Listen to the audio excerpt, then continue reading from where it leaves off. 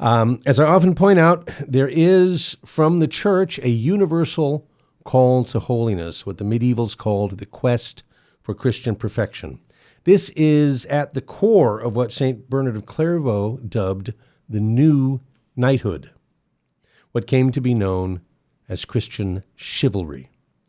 Now, to understand what this spiritual chivalry is about and how to live it out in our own lives, we're going to take a look at the traditional 5 virtues of chivalry, namely fidelity, honesty, courtesy, prowess, and largesse.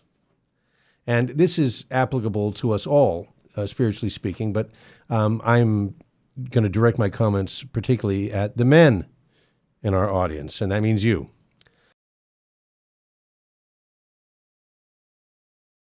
So fidelity comes from the Latin fides, or faith, and that means, first of all, faith in God.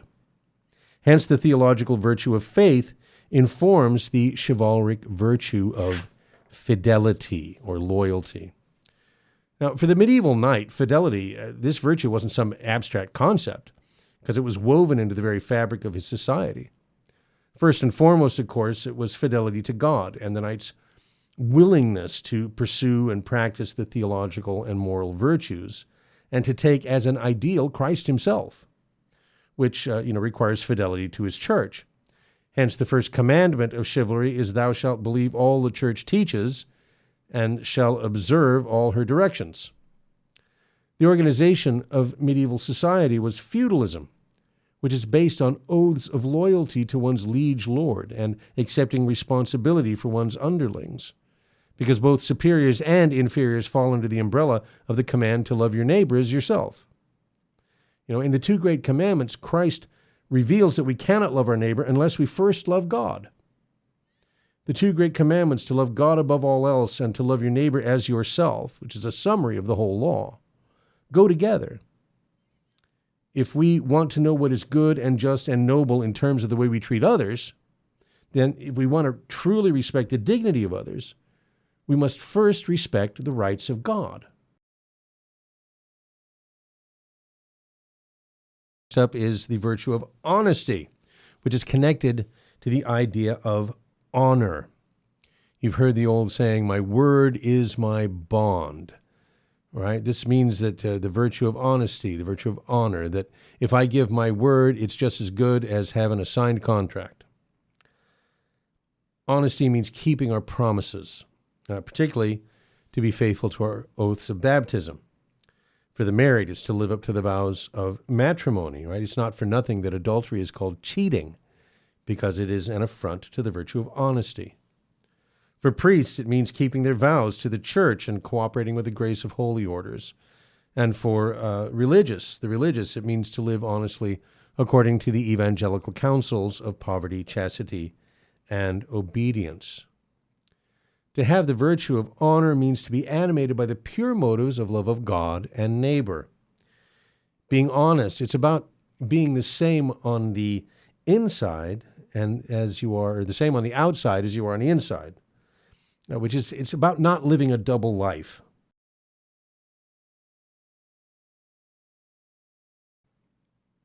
And next up, we have an often misunderstood virtue, which is the virtue of courtesy. I talk about chivalry all the time, and I think when some people hear the word chivalry, they immediately think of a gentleman holding a door for a lady, or Sir Walter Raleigh throwing his cloak over a puddle so that Queen Elizabeth doesn't get her shoes muddy, something like that. But that's not chivalry, that's courtesy. Courtoisie, courtliness. It's important. It's a virtue. It should be practiced. It should be developed. It is a vital part of chivalry, but the two should not be conflated. Why? Because an effeminate man can be polite. Because even a villain can have good manners. The virtue of courtesy is more than just etiquette. As human beings, we are comprised of both soul and body, and therefore we can and should show respect for others by the way that we behave outwardly. But courtesy as a chivalric virtue is not merely external. A chivalrous man's courtesy as a virtue, must proceed from the habit of living and acting in a way that pleases God. And true courtesy stems from a deep conviction about the goodness and worthiness of other people who are made in God's image. Courtesy is a presumption of goodwill. It is a willingness to treat other people rightly because it is pleasing to God.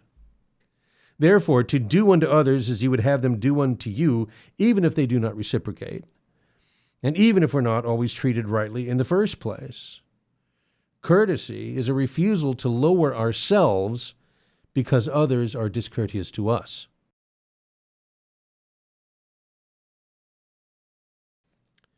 Now, the next virtue of knighthood is prowess.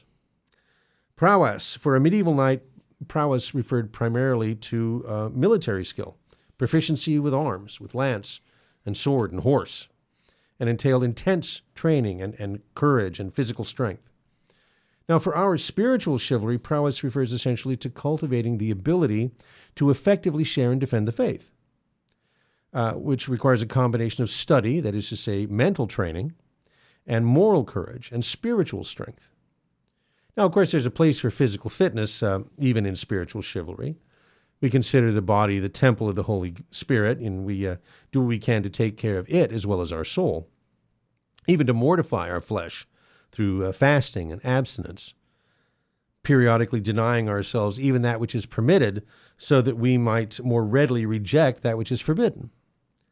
And this is part and parcel of loving your neighbor as yourself, which we talked about last week. To love others as you love yourself implies a proper self-love. And that's concerned first with your own spiritual well-being. And St. Paul often uses like those sports analogies for the spiritual life. Like he says, I train my body, I pummel my body and train it and bring it into submission.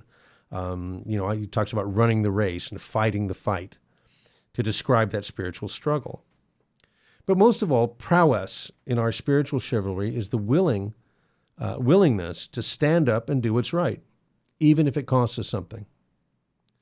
To be willing to risk more than just our popularity to defend the honor of God.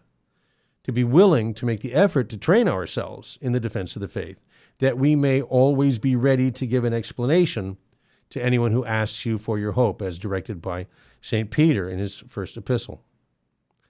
So, prowess, an important virtue of chivalry.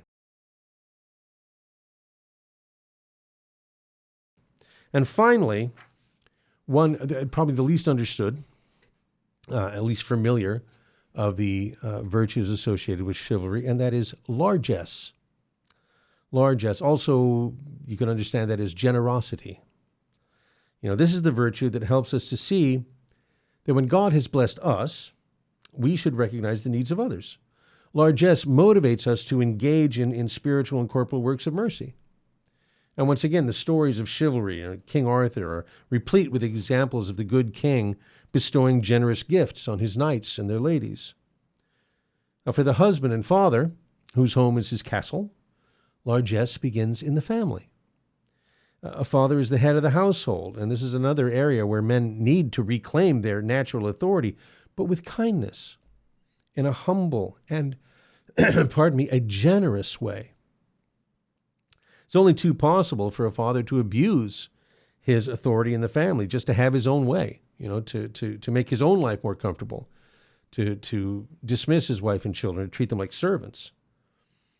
Those of us who are concerned with a revival of chivalry should make it our task to use such power and authority and strength as we have, such as we are given, in the service of others. Family first. Aristotle said, the magnificent man is like an artist, for he can see what is fitting and spend large sums tastefully.